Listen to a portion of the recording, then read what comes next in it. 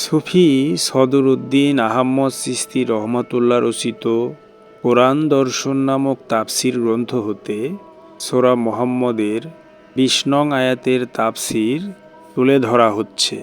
সুফি সাহেব এখানে বলিয়াছেন, আমানুগণ অর্থাৎ সাধক পথিকগণ একটি গন্তব্যে উপনীত হইয়া স্থিতিশীল হইতে চাহে, তাই তাহারা বলে, একটি সূরা কেন নাজেল হয় না, যাহা হইবে গন্তব্যপ্রাপ্তির একটি হুকুমত অর্থাৎ সিদ্ধান্তমূলক একটি নির্দেশ, যাহা পালন করিয়া কামিয়াব তথা স্থিতিশীল হইতে পারিব।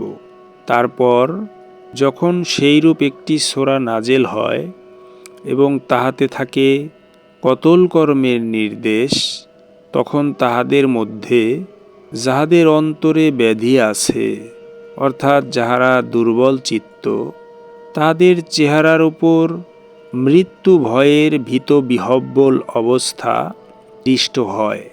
গভীর সালাতের সাহায্যে কতলকর্ম করিতে হয়। ইহাতে মরিবার আগে মৃত্যুবরণ করিবার বিষয়টি অনিবার্য ঘটনা হইয়া দাঁড়ায়। শুধু আমানু কেন, কতক মমিনও ইহাতে ভীত হইয়া থাকে। ইহার অপর নাম সালাতুল উস্তা বা মধ্যবর্তী সালাত অথবা সালাতের গভীর অবস্থা। ইহাতে নফস অর্থাৎ মন হইয়া যায় বিষয় জগতের আশ্রয় হইতে সম্পূর্ণ বিচ্যুত এবং একেবারে নিরাশ্রয়। মরিবার আগে ইহাই নফসের মৃত্যু। এই মৃত্যু ভয় অতিক্রম করিয়াই লামকামে যাইতে হয় এবং চিরতরে মৃত্যুকে জয় করিয়া অমর হইতে হয়। ইহাই সাধকের চির অমরত্ব প্রাপ্তি।